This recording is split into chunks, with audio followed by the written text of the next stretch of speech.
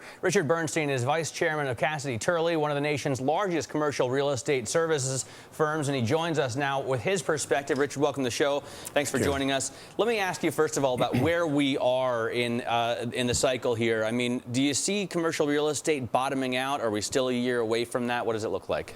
Well, I think it depends on which metric you're focused on. I mean, clearly, on the supply side, vacancies will continue to rise and probably crest over the next year or two. But that's always predictable because we're always a lag indicator to the local economy, and we're always a reflection of the change in the job sector. That said, there are some encouraging signs, and we're looking at pricing.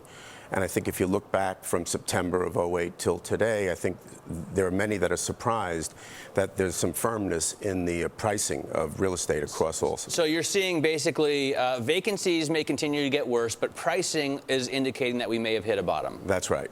What do you think about the trends here? I mean, I think it's interesting that a lot of office buildings will be turned into apartment buildings, sheerly from a consumer perspective.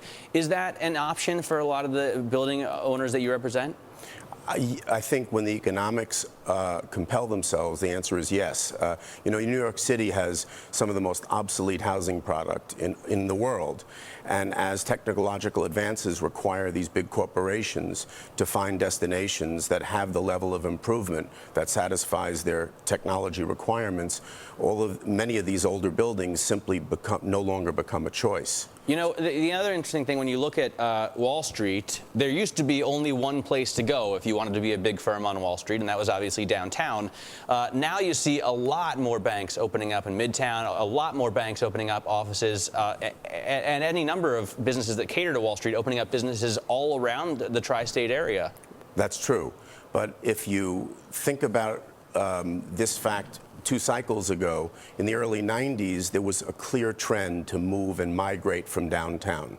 But for the last decade, I think many of the major corporations are gravitating towards, you know, functionally modern buildings and technologically advanced buildings. So their destination isn't as much geographic as it is focused on the quality of the product and the kind of building with the kind of attributes that they require. What about the concerns of an owner here who wants to sell? I mean, what do you do, or if an owner can't make payments, the mortgage holders, what about their concerns? What is to be done about the big drop that you've seen in prices? Well, right now, what the market has said is that, you know, there's a waiting game. Lenders aren't sure when this trend will reverse itself. Owners don't have any alternative strategies. And so the good news is there haven't been many, you know, significant transitions of buildings which would cause another repricing of the market. So it's hard to say.